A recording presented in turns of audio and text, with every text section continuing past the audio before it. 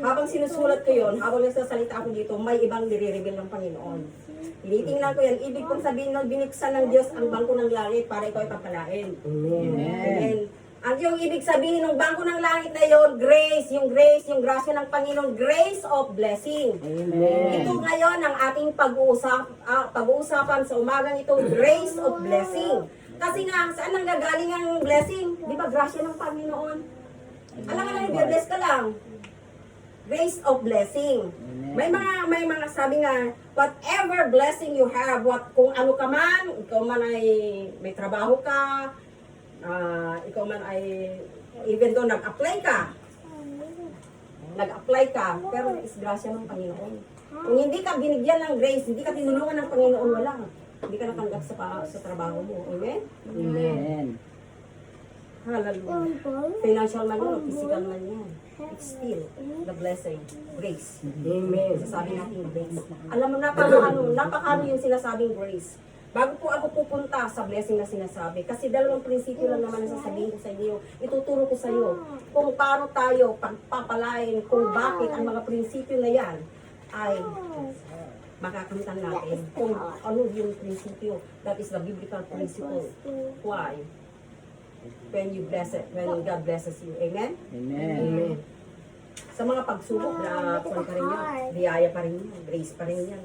Alam mo, binibigyan ko tayo ng ano.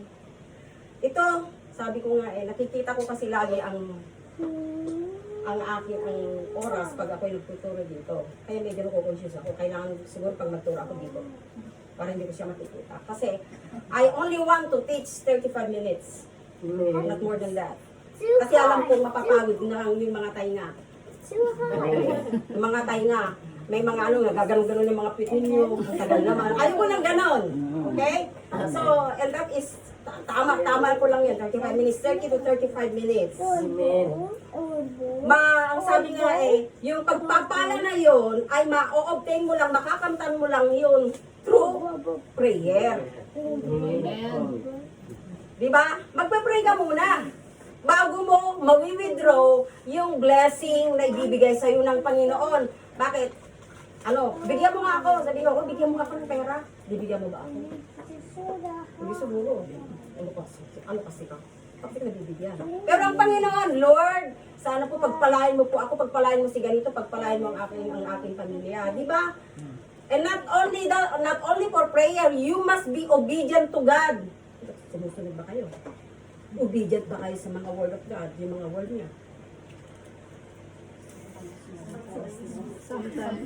Many times. Just because of grace. At least, yung grasya na yon ng Panginoon, kahit hindi ko tayo nakasunod sa kanyang mga salita, sa kanyang alituntunin, binibigis pa rin tayo. Amen? Pero huwag naman tayo abusuhin yun. Kasi minsan tayo, inaabuso natin yung grace Lagi natin inaabuso yung grace. Hindi bali, pinagpapala naman ako kahit hindi na ako punta ng church, kahit hindi na ako ganito. Hindi pwede yun.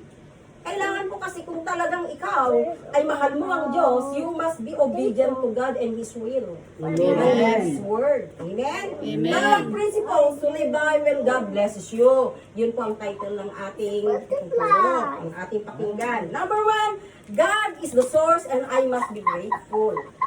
Okay.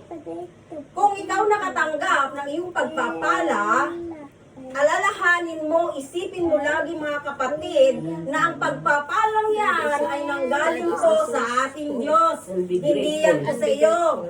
Nanggaling po sa ating Diyos. Maliwanag po ba mga kapatid? Nanggaling po yan kung binigyan kita ng 1 milyon, 5 million US dollar, isipin mo lagi yun. Na, thank you, Lord. Magpasalamat ka. You must be grateful. Magpasalamat ka. But then, ano pang gagawin ko dito? Ano pang gagawin ko dito? Nag-pray ako, binigyan ako. And then, obedient ako. Kailangan obedient ako. Ano pang gagawin ko sa 5 million ako? Uunahin mo ba? Because God is the source of everything. Uunahin mo ba? Napupunta na bibili ka, pupunta ka, bibili ako ng ganito, ng sasakyan ko, bibili ako. Hindi, kasi God is the source. Kailangan po isipin mo to support ministry of God. Amen. What is it? What is the ministry of God? How will you able to support the ministry of God? Alam mo naman na source na nanggagaling doon eh. Kaya ka nga binigyan para ganon. May plano ang Panginoon sa'yo. May Amen. purpose. Your purpose in me, sabi ng kanta, di ba?